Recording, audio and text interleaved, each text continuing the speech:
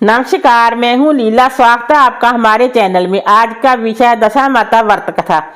जब भी आप दशा माता की व्रत कथा सुने तो आप हाथ में गेहूं के 10 दाने लेकर ही इस कथा को सुने। दशा माता व्रत की प्रमाणिक कथा के अनुसार प्राचीन समय में राजा नल और दमयंती रानी सुखपूर्वक राज्य करते थे। उनके 2 पुत्र थे। उनके राज्य में प्रजा सुखी और संपन्न थी। एक दिन की बात है कि उस दिन होली दशा थी।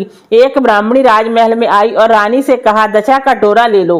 बीच में दासी बोली, हाँ रानी साहबा, आज के दिन सभी सुहागन महिलाएं दशा माता की पूजन और व्रत करती हैं तथा इस डोरे की पूजा करके गले में बांधती हैं, जिससे अपने घर में सुख समृद्धि आती है।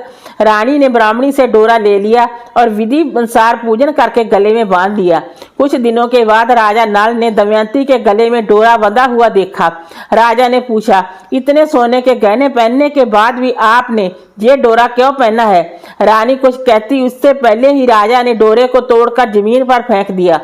रानी ने उस डोरे को जमीन से उठा लिया और राजा से कहा, ये तो दशा माता का डोरा था, आपने उनका अपमान करके अच्छा नहीं किया।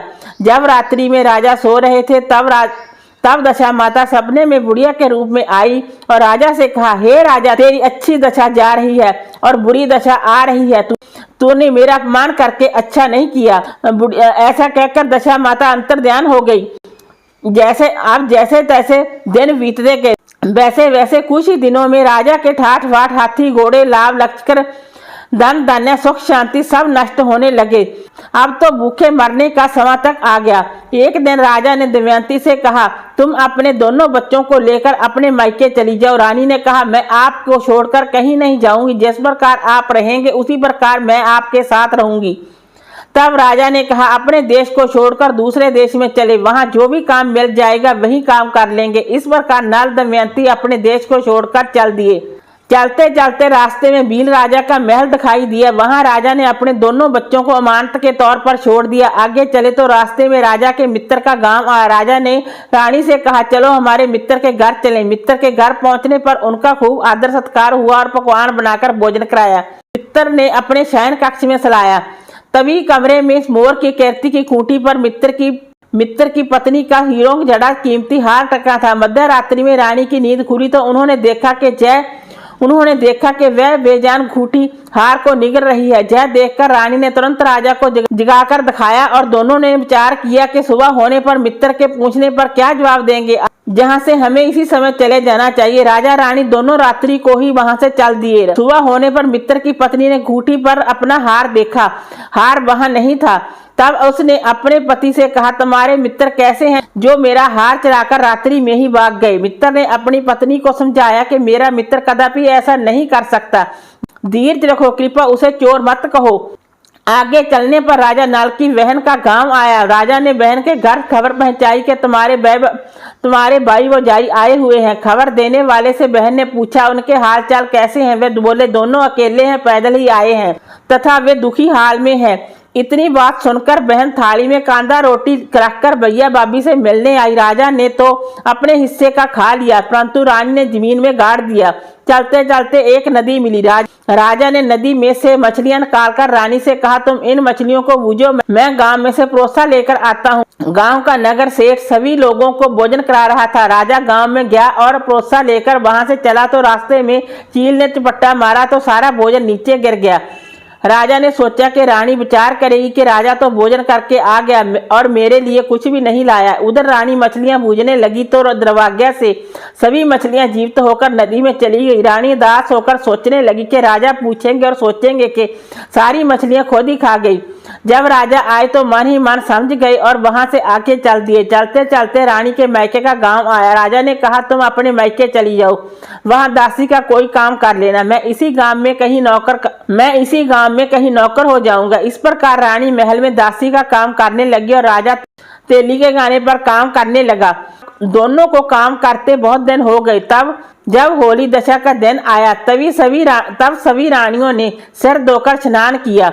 दासी ने भी स्नान किया। दासी ने रानियों का सिर गूंदा तो राजमाता ने कहा, मैं भी तेरा सिर गूंद दूं। ऐसा कहकर राजमाता जब दासी का सिर गूंद ही रही थी तब उन्होंने दासी के सिर पर पद्म देखा। जय देखकर राजमाता की आंखें भर आई और उनकी आंखों से आंसू की बूंदें गिरी। आंसू जब दासी की पीठ पर गिरे तो दासी ने पूछा, अब आप क्यों रो रही हैं?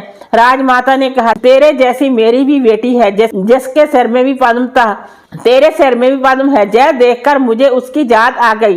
तब दासी ने कहा, मैं भी आपकी बेटी हूँ। दशा माता के कोप से मेरे बुरे दिन चल रहे हैं, इसलिए जहाँ चली आई। माता ने कहा, बेटी तूने ये बात हमसे क्यों छुपाई? दासी ने कहा, माँ मैं सब कुछ बता देती तो मेरे बुरे दिन नहीं कटते। आज मैं दशा माता का व्रत करूंगी तथा उनसे गलती की क्षमा याचना करूंगी। अब तो राजमाता ने बेटी से पूछा, हमारे जवाई राजा कहाँ है? बेटी बोली, वे इसी गांव में किसी तेली के घर काम कर रहे हैं। अब गांव में उनकी खोज कराई गई और उन्हें महल से लेकर आए। जमाई राजा को स्नान कराया, नए वस्त्र पहनाए और पकवान बनाकर उन्हें भोजन कराया गया। जब दशा माता के आशीर्वाद से राजा नल और दमयंती के अच्छे दिन लौट आए, कुछ दिन वहीं बिताने के बाद अपने राज्य में जाने को कहा। दमयंती के पिता ने खूब सारा धन, लाव लश्कर, हाथी घोड़े आदि देकर बेटी और जमाई को विदा किया। रास्ते में वही जगह आई जहां रानी ने मछलियों को भूना था और राजा के हाथ से चील के झपट्टा मारने से भोजन जमीन पर गिरा था।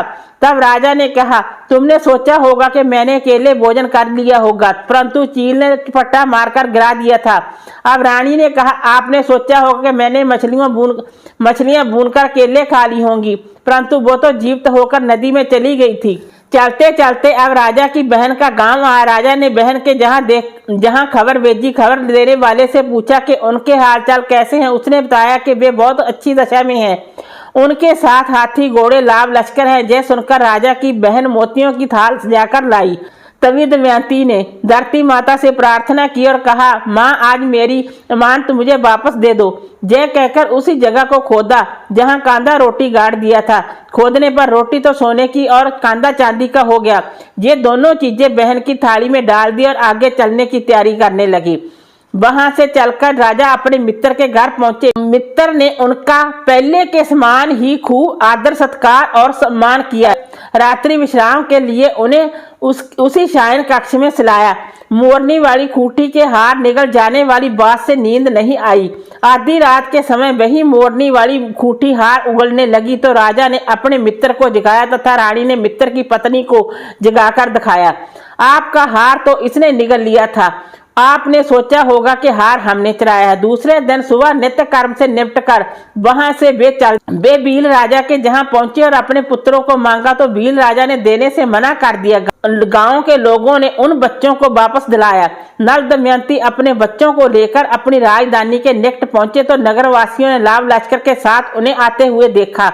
सभी ने बहुत प्रसन्न होकर उनका स्वागत किया तथा गाजे बाजे के साथ उन्हें महल पहुंचाया। राजा का पहले जैसा ठाठ बाट हो गया। राजा ने नल दमयंती पर दशा माता ने पहले कोप किया, ऐसी किसी पर मत करना और बाद में जैसी कृपा करी वैसी सब पर करना। वीडियो अच्छा लगा हो तो लाइक कीजिए, शेयर कीजिए, सब्सक्राइब कीजिए। Thanks for watching this video.